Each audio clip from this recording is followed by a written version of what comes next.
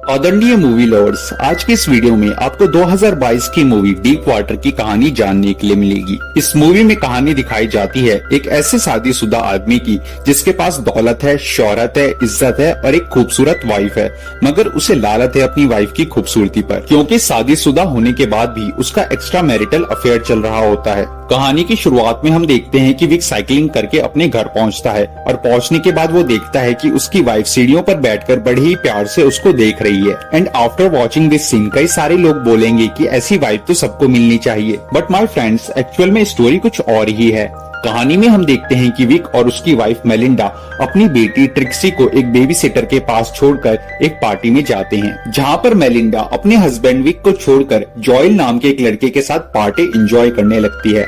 इस चीज को विक नोटिस कर लेता है, but he totally ignores them. विक के साथ साथ उसके फ्रेंड्स को भी उसकी वाइफ के इस अफेयर के बारे में अच्छी तरह से पता होता है। अब थोड़ी देर बाद जॉयल विक के पास आता है और उससे कहता है, yo bro, you are so cool. अक्सर लोग अपनी वाइफ को किसी दूसरे के साथ देखकर एंगर और जेलसी फील करने लगते हैं, बट तुमने तो अपनी वाइफ को बकरी की तरह खुला छोड़ रखा है। इस बात पर रिप्लाई करते हुए विक जॉयल से कहता है, देखो ब्रो, मैं अपनी वाइफ से बहुत ज्यादा प्यार करता हूँ और उसे कभी भी छोड़ना नहीं चाहता, इसलिए उसके और मेरे बीच में जो भी आता है मैं उसका पत्ता साफ कर देता हूँ। तुम शायद मार्टिन को तो जानते ही होगे, जो मेलिंडा का काफी अच्छा फ्रेंड था और उसके आगे पीछे भिनभिनाता रहता था। एक दिन मेरे को उस पर काफी ज्यादा गुस्सा आया और मैंने उसको जान से मार दिया। ये बात सुनकर जॉयल पहले काफी ज्यादा डर जाता है, मगर फिर वो हिम्मत जुटाकर विक से कहता है, तुम पक्का मेरे साथ मजाक कर रहे हो। इस बात पर विक कहता है, ये तो तुम्हारे ऊपर है, तुम इस बात को मजाक समझो या हकीकत। ये बात सुनकर जॉयल पार्टी छोड़कर जाने लगता है और मेलिंडा उसे जाते हुए देख लेती है। वो उसे रोकने की कोशिश करती है, मगर वो नहीं रुकता। पार्टी के बाद मेलिंडा विक से कहती है, तुमने जरूर उसे कुछ उल्टी बात कही होगी जिसकी वजह से वो नाराज होकर चला गया। जिस पर रिप्लाई करते हुए विक कहता है, मैंने उसे कुछ भी ऐसा नहीं कहा जिसकी वजह से उसका मूड खराब हो जाए।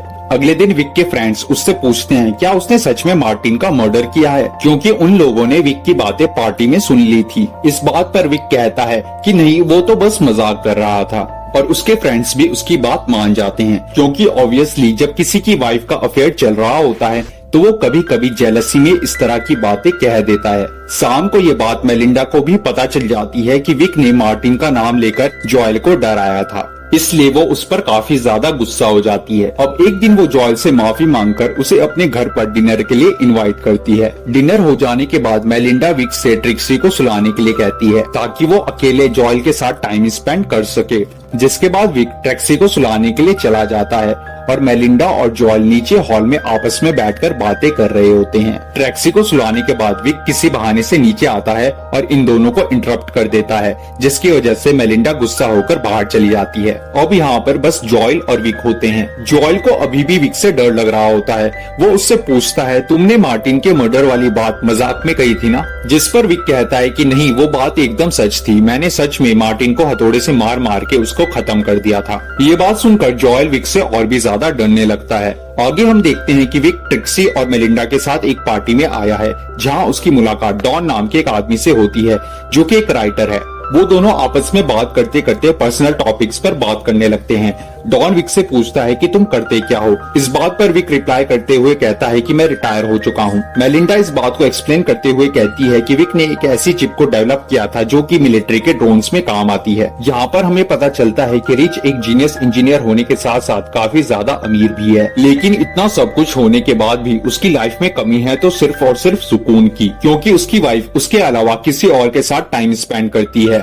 कुछ दिनों बाद विक को बैंक से कॉल आता है कि उसकी वाइफ मेलिंडा ने हाल ही में $3000 का अमाउंट एक दूसरे अकाउंट में ट्रांसफर किया है। उसे पता चलता है कि मेलिंडा ने ये अमाउंट किसी पियानो क्लास के लिए पे किया है।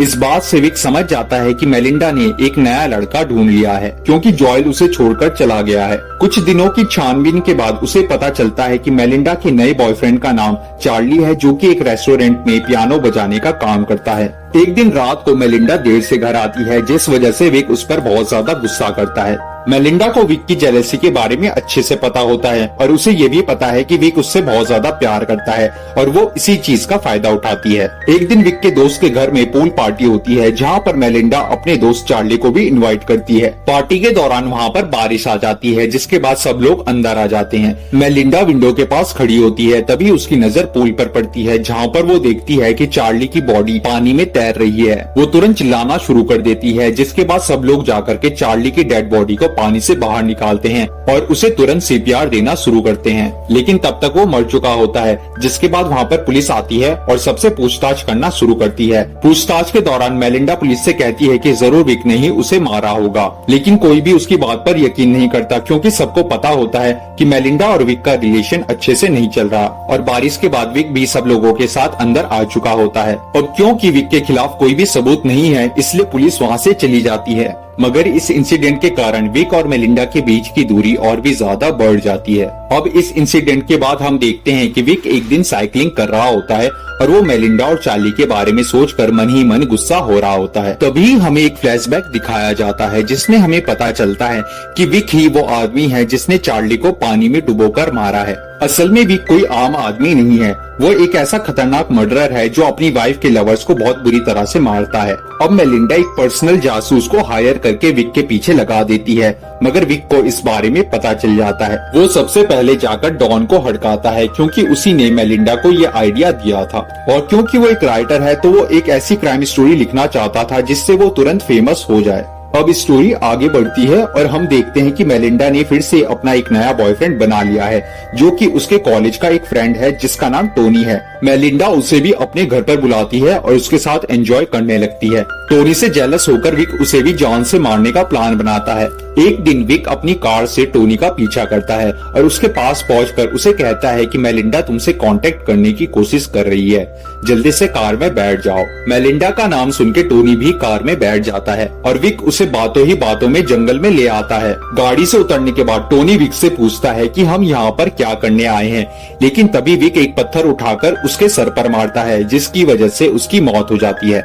उसे मारने के बाद वो उसकी बॉडी को एक पत्थर से बांधकर पानी में डुबा देता है ताकि उसकी बॉडी तैरकर ऊपर ना आ जाए। अब अगले दिन हम देखते हैं कि विक मेलिंडा और ट्रिक्सी के साथ पिकनिक पर आता है और ये वही जगह होती है जहाँ पर उसने टोनी को मारा था।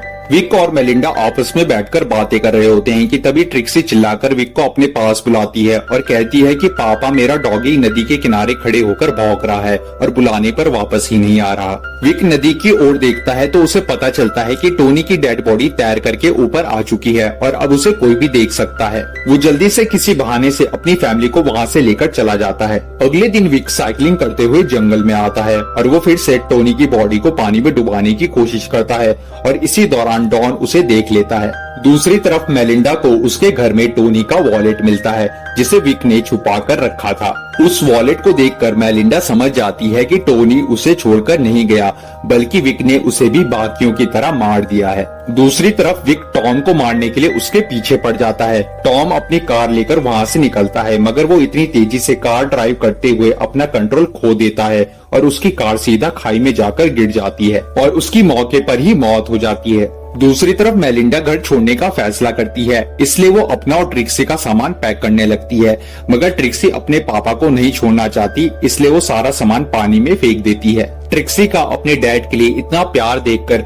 मेलिंडा डिसाइड करती है कि वो अब से विक के साथ ही रहेगी। अब मेलिंडा टोनी का वॉलेट जला देती है ताकि पुलिस को इस बारे में पता ना चले। इसके बाद हम मूवी के स्टार्टिंग वाला सीन अगेन एंड में देखते हैं जहाँ पर विक अपने घर पर पहुँचता है और मेलिंडा स्टेयर्स पर बैठकर उसे देख रही होती है। विक उससे पूछता है कि तुम मुझे इतने प्यार से क्यों देख रही हो, जिस पर मेलिंडा कहती है कि बस ऐसे ही देख रही हूँ। जिसके बाद वो सीढ़ियों से ऊपर चली जाती है और इसी के साथ ये कहानी भी यहीं पर खत्म हो जाती है।